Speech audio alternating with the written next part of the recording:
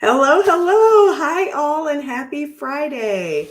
Oh, my goodness. Another week down, and I am still riding absolutely high from all of the international women's events, from the networking to the brunches to the talks that we've had so far, and more to come. I mean, this week just kind of kicked it off. Throughout the month of March, I'll be working with organizations and doing workshops and talks and of course, lives here with you all. So throughout the month of March, every Friday, we are going to be talking about women and particularly women's leadership.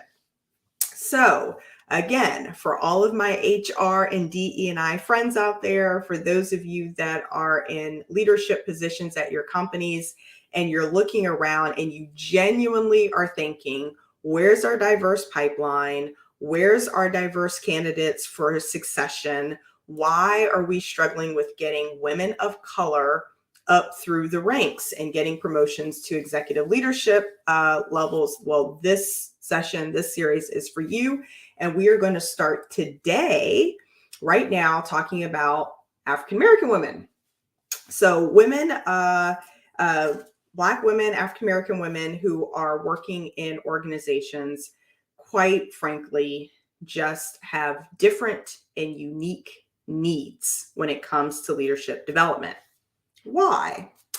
Well, it's this little old thing called identity, the identity lens. And if you've gone to any of my workshops or you've heard me talk about, especially for women, there's this circle, right, where you're in the middle, you, and all your layers of identity surround you, right? This includes your race, your ethnicity, your culture, your gender, your socioeconomic status, and of course your history. That means just your lived experience.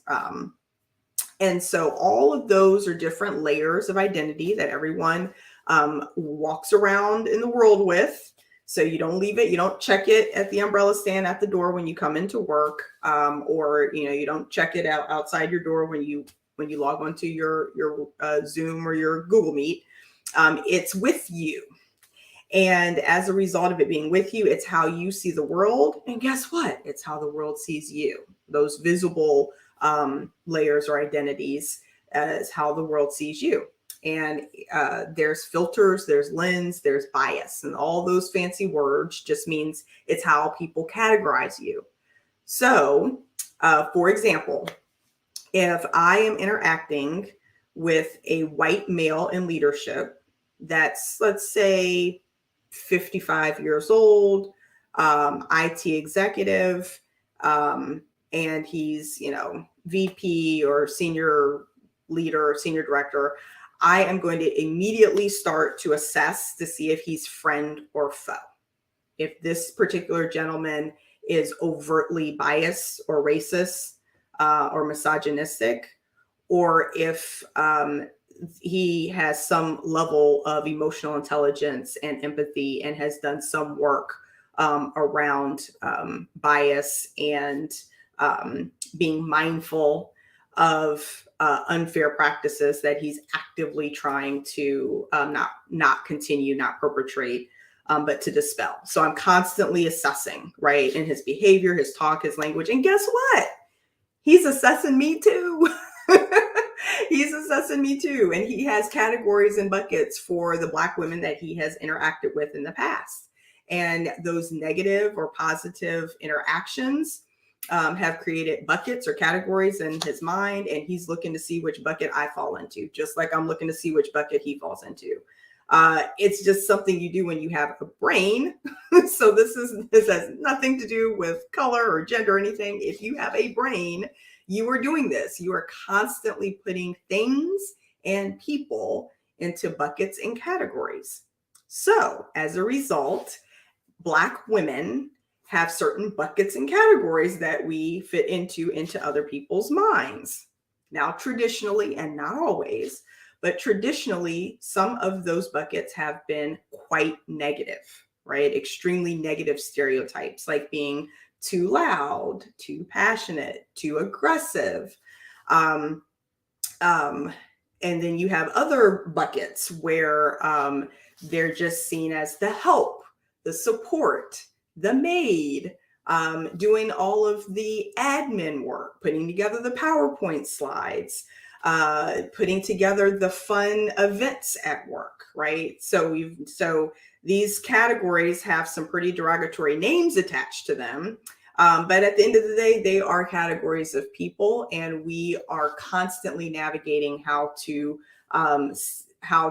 get put in the right category, in the category that we want to. And the category that we want to be put in, of course, is smart, intelligent, innovative,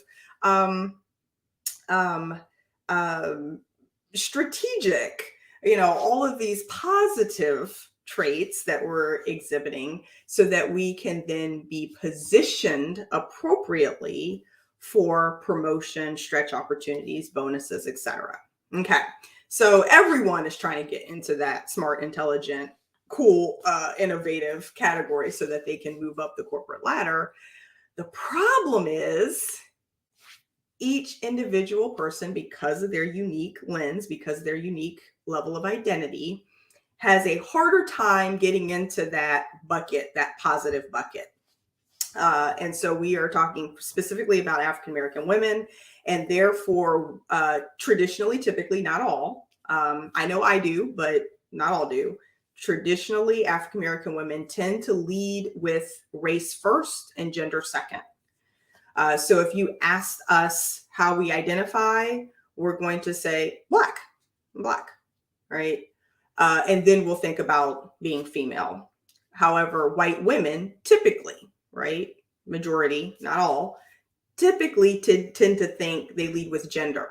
If you ask them, who are they, how they identify? Oh, I'm a woman. I identify as female. And Caucasian could very well be second or third on the list, right? It may even be something they don't even think about, okay? But race is very much a forefront in our minds, typically. So as a result of all of this layering and navigating and internal unconscious bias on both sides, we have some unique challenges to get up that corporate ladder and get to those executive positions. For example, I'll give you a prime example. Back in, I think it was 2013, there was a huge movement when Sheryl Sandberg published the book Lean In, and then it became a whole movement. Lean in. And essentially the movement in her book was about how women in general need to lean in, meaning speak up. If you have an idea, share it in the meeting. Don't be quiet. Don't sit back. Don't let other people appropriate your ideas. If you say something and you need to repeat it or say it louder or be a little bit more forceful, then do that. And so there's this whole lean in movement that went on, right? They had, work groups and workshops, and it was a whole thing.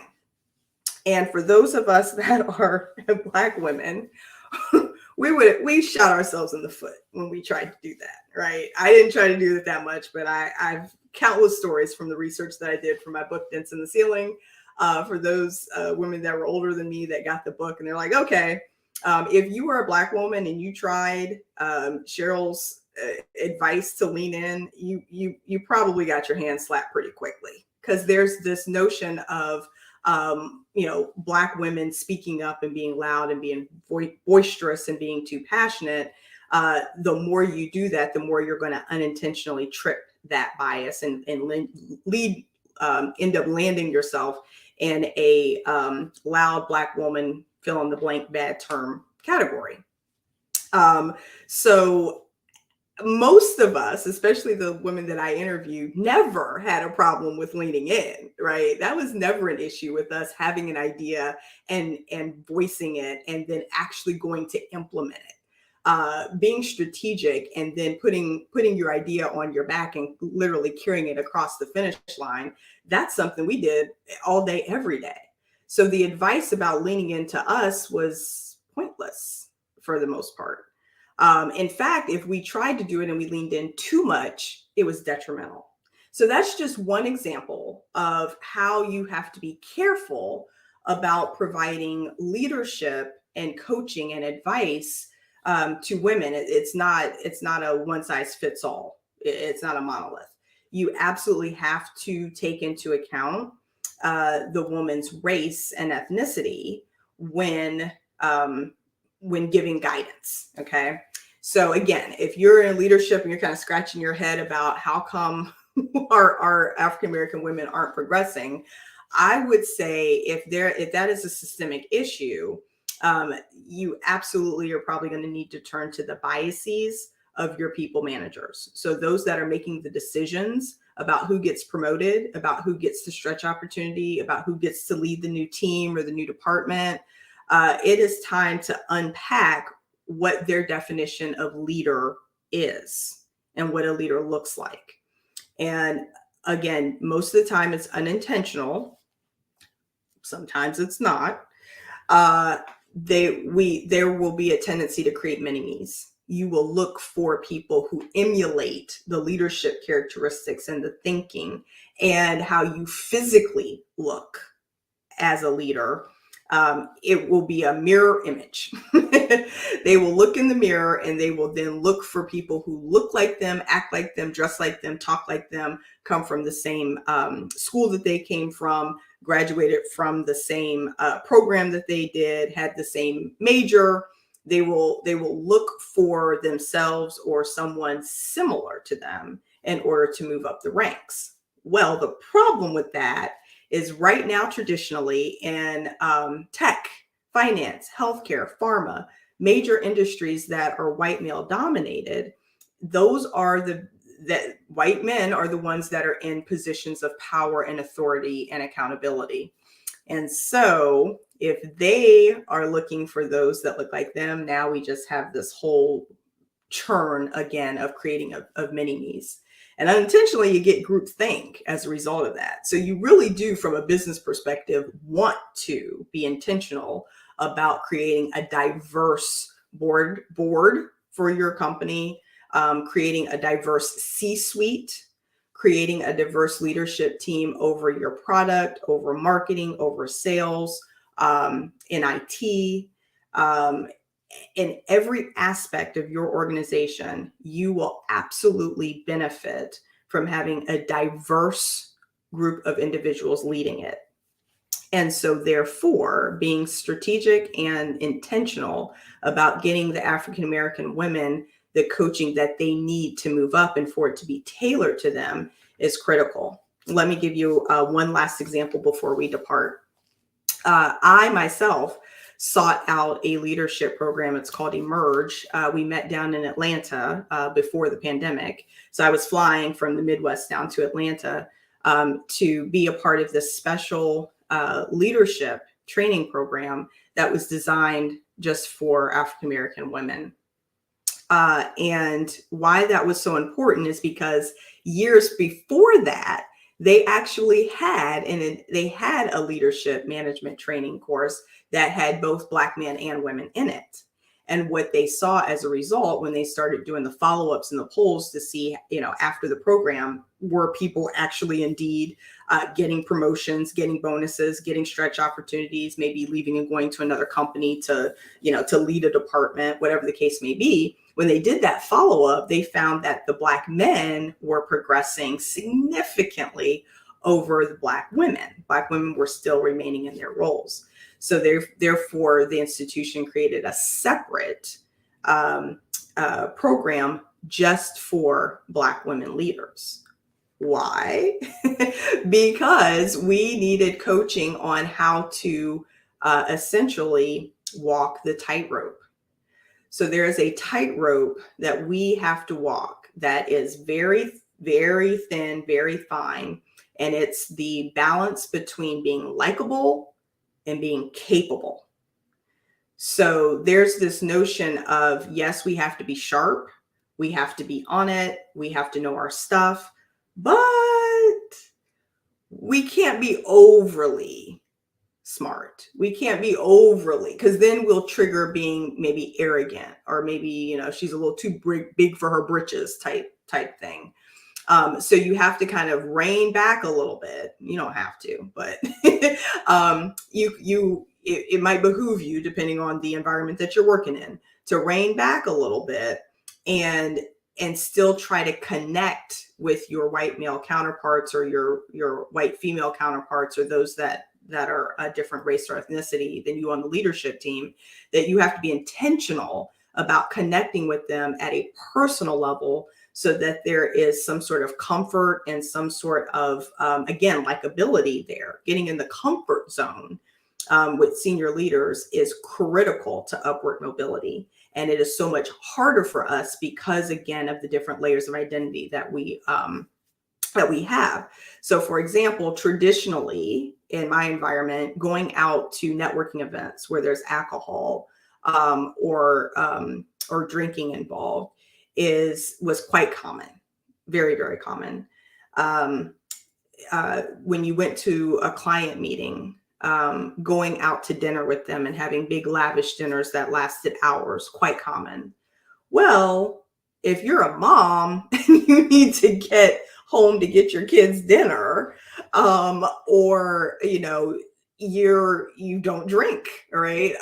Or you're uncomfortable being a female, being around a group of men late at night, at a restaurant. It's dark now, you've got to walk to your car.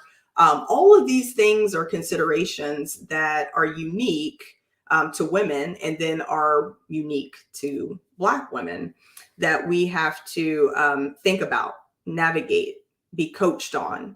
And if you have a coach or a leadership trainer or program that does not layer in cultural intelligence, you are absolutely missing the mark. So with that, those of us at Angel Speaking would love to help with that, to take from, again, my personal experience, the research, all the other coaches and consultants that work under Angel Speaking.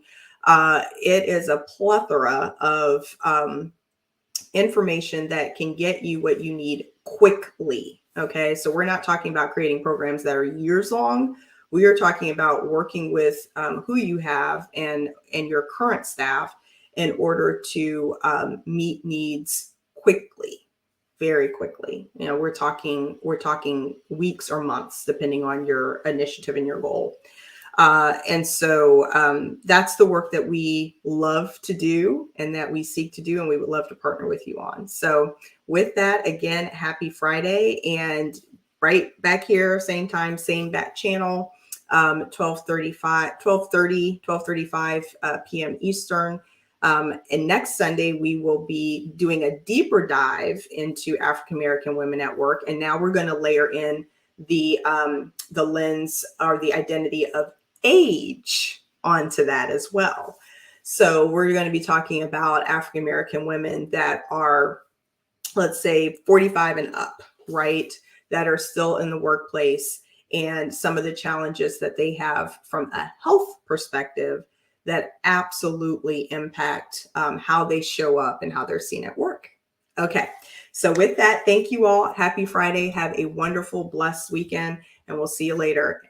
All right, take care. Bye.